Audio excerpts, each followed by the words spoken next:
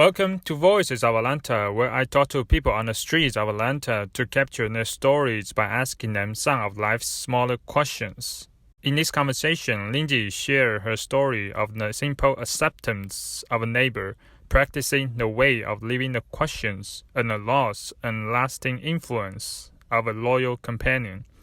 This conversation reminds me of the question from the poet Rainer Maria Rilke, who asks, "Is not impermanence the very fragrance of our days?"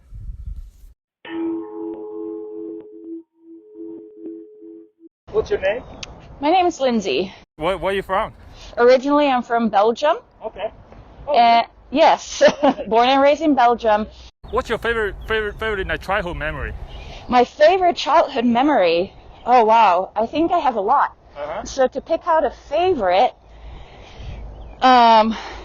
I spent most of my summers in France, in the French Alps, and I think one of my many best childhood memories is just swimming in Lake Annecy. It's by Albertville. Okay. And just spending all day in the lake, swimming and hanging out with my sister, my parents, and our dog. Oh, wow.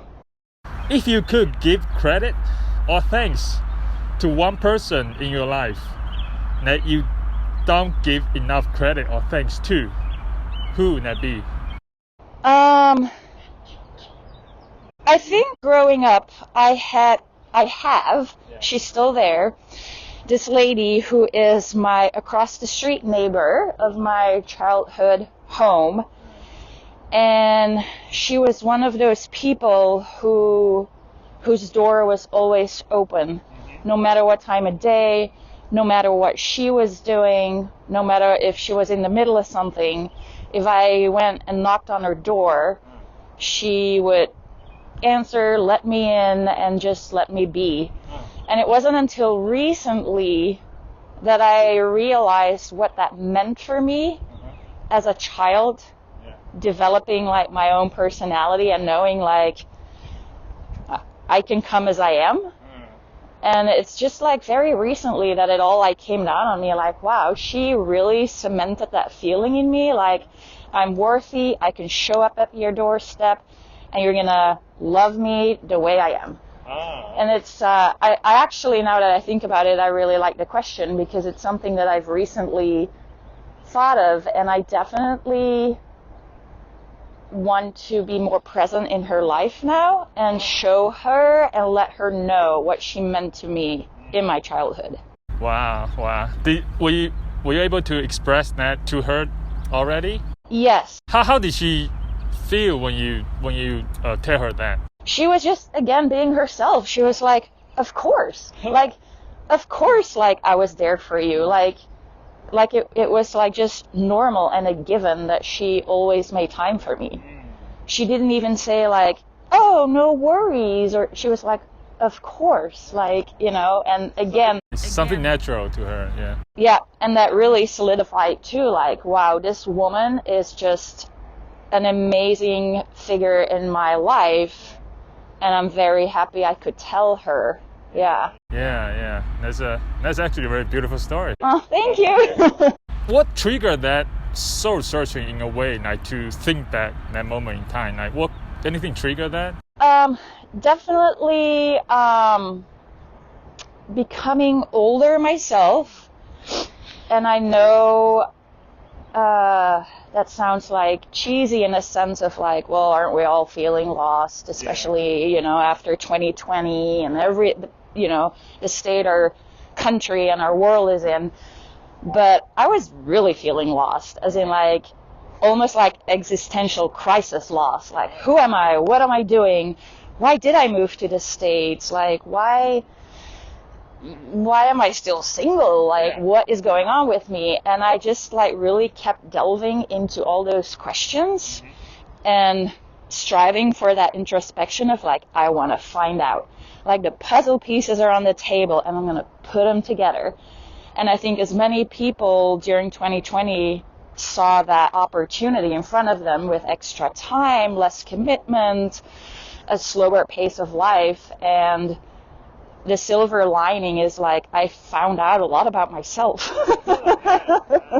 So not like I can't pinpoint a trigger, but it was like just this overall feeling of like, oh gosh, like what am I doing? Like, there's this like global pandemic going on. Like, what is my significance in this life? Like, That's very interesting because I'm in the same period as well, in a way. Like, what am I gonna do with my life, right? Yeah. Did you find the answers to some of the questions you were asking yourself? I think that I found a lot of road signs to the roads I've been walking. Okay. I think I wasn't really looking or giving it attention. Yeah.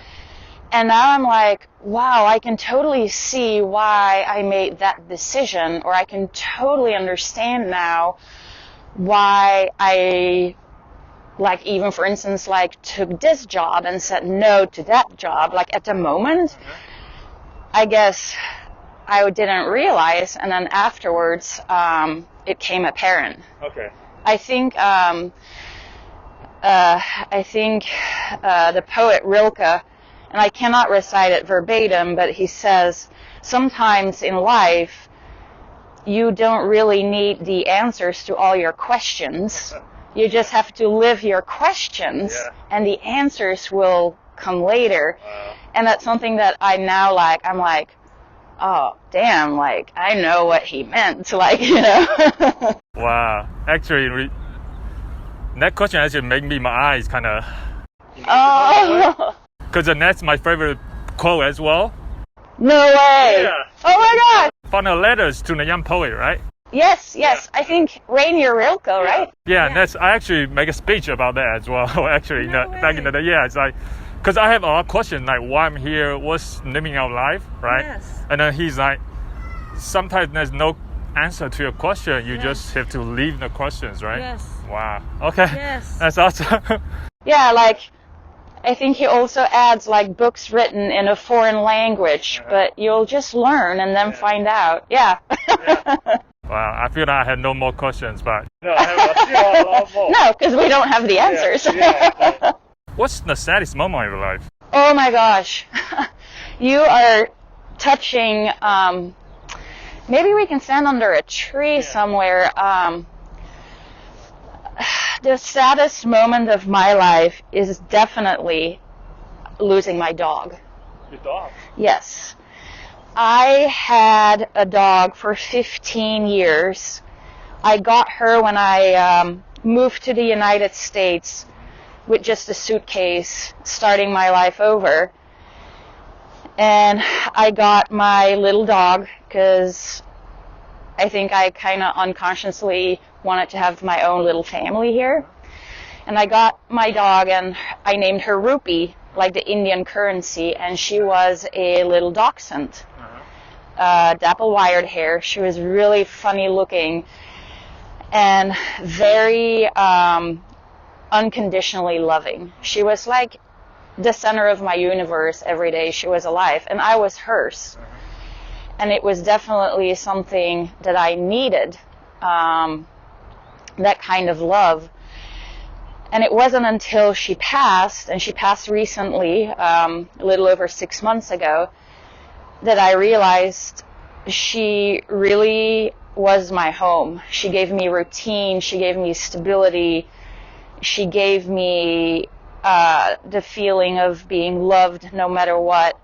And losing her, I felt like I lost a part of myself with her.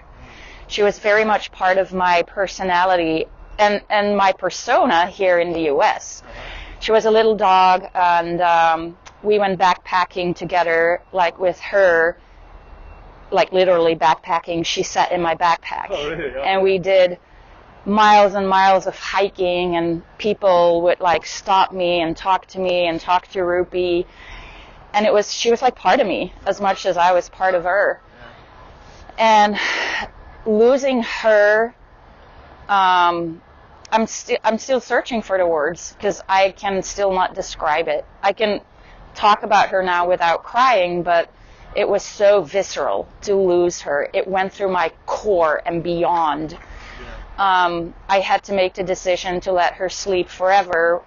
It was during the pandemic, and I'm so grateful that the veterinarian, she decided that she would come to my apartment. So it was a very emotional moment, and I'll never forget. Also, she was a little dog, so I was like constantly picking her up or on my back. So we had like this very deep physical connection too.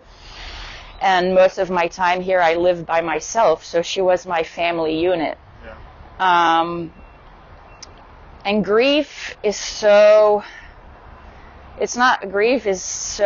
intense, and one day you think like, I'm okay, and the other day the world's ending. And it's a roller coaster, and I've lost people in my life that were very important to me, but still it was a very different kind of grief to lose her. And luckily my closest friends understood what Rupi meant to me, so they really supported me in my grief, and they still do. But yeah, Rupi, she was my furry soulmate. Yeah. Sorry to hear you're lost. Yeah. But yeah. I'm glad that she was there when you moved to here the whole time. Yeah, she was such a big influence to, I think I am where I am today because of her. Like, she gave me strength, and she gave me hope and determination for things that I was afraid of. And I think part of that, I lost her during 2020, and it gave me that realization, like, okay, I'm on my own. Like, Rupi was with me. She knows she could go because I can do this. Yeah. And so here we are. What were you afraid of? You mentioned it, and Ruby helped you through. Like, what were you afraid of? There's so many. It comes down to questions in life, like. It's kind of like a paradox, because losing her opened up all these other doors. Like, I can move where I want to, I can go where I want to, because I have like now no responsibilities. Like, I don't have to be home a certain time to feed her, to be with her. And that scared me because I didn't know what else to do but being with her and taking care of her. I would still travel a lot and go places, but with her. And I'm like, oh, I'm on my own. And that was, and I'm still, trying to figure that out. Okay. Yeah. I don't know. I love the question because I want to be like bold about it. Like, I know, like, maybe people will think like, oh gosh, girl, it's just a dog. But for me, I just want to be very real about how hard that is. No, I think a lot of people, like, you spend the dog is part of you, as you mentioned, right? Because you spend time with her all the time, right? And then she's not a family member, right? Actually. Yes, she was. Yes. She was, yeah. So this is a selfish question I'm trying to figure out myself. Because right now I've been like reading books, just thinking, writing, like journaling a little bit, to think about asking questions like what I want to do in the future, figure out next step. Are you doing anything to figure that out exactly? Like, are you doing maybe, I don't know, do you have any like tricks or tips you are doing to figure it out? Yes, I'm very much a advocate for mental health care. And definitely finding a therapist whom you feel comfortable with that was for me like the catalyst of, starting a journey of like figuring, air quotes, what's going on. And these are like, professionally trained people who are emotionally not like attached to you, so they can look at you with a different pair of glasses. And like how I mentioned before, like the puzzle pieces are on the table, it really helps to have like that external guide to like seeing things, because it might be right in front of us, but we don't have that we don't have those brain pathways built yet to see it. And I'm a huge advocate for talking to a counselor, seeing a therapist. Like, I think too that there's still too much stigma surrounded with that. It's okay to have a toothache and go to the dentist. It's okay to have, a mental, I wouldn't say problems, but just like questions or issues, and seeking help for that. Yeah, because we have all these like gyms, right, for like physical fitness. Like you have coach to teach you how to work out properly. Yes. But we don't really have anybody to do that for your mental health. Exactly. Like instead of not mental health, like mental fitness, right? Yes, exactly. Yeah. Okay, that's cool. So I'm always very honest about that too. Like, if my friends ask me like, hey, I want to meet for lunch, I'm like, no, I'm going to go see my therapist maybe later. Like, I'm just very open about it because I want to open up that conversation. Like, it's okay. It's more than okay. It's strong. I think it's courageous that you want to delve into that work with someone to help you out. I think it's a very, like I said, I'm very vocal about it because I truly believe in physical health, of course, but equally so mental health. Yeah. Awesome. Thank you for sharing that. Yes. Last two questions.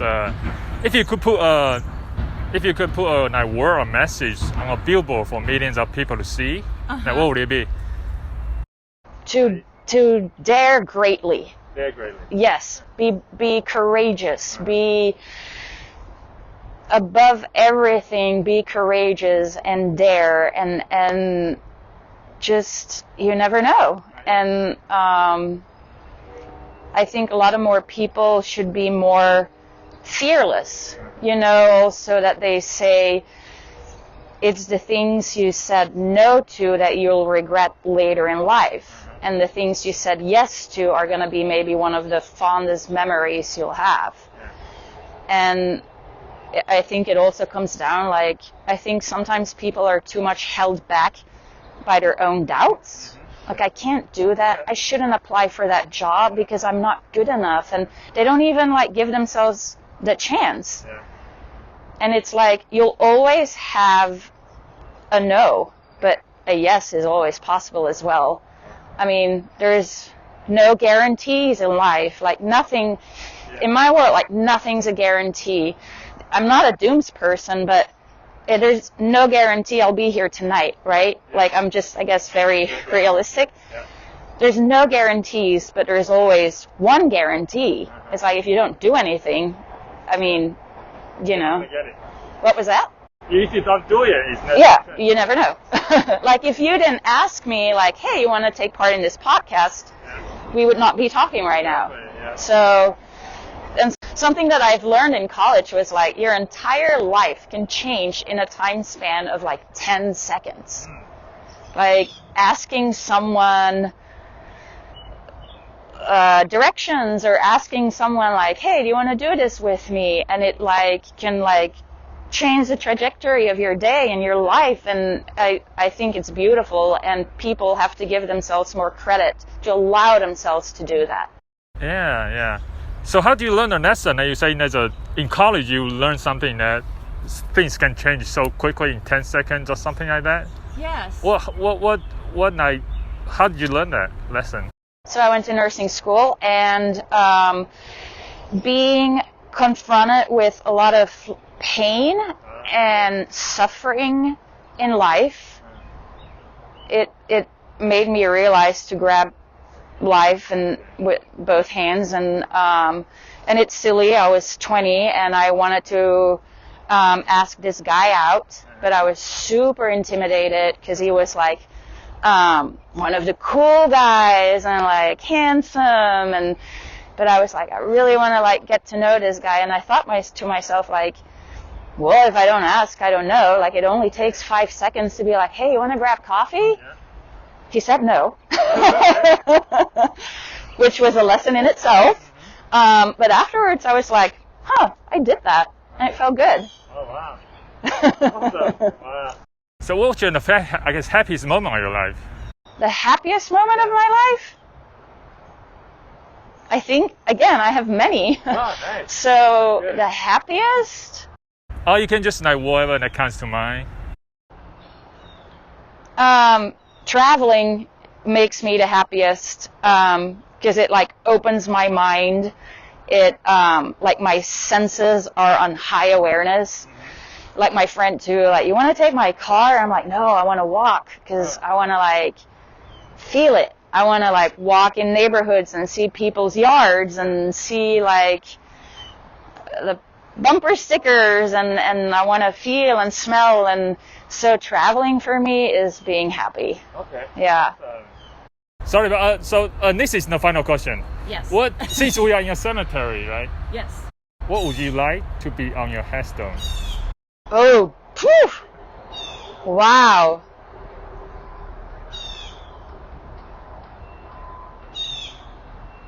Maybe something as like, above all, she loved. Like, I wear my heart on my sleeve, and like I cry when I want to, I laugh when I want to, and I just I wanna love. Like I wanna, yeah. I think, yeah, I've made mistakes and I've made people sad, but I've always loved, and maybe that's, I don't know, you put me on the spot with that question, but yeah, maybe like above all, she loved, like, yeah. And I hope that's what people think of me when they see me, like, like, here's Lindsay, like, Awesome. Yeah. Thank you for sharing all that. Thank you.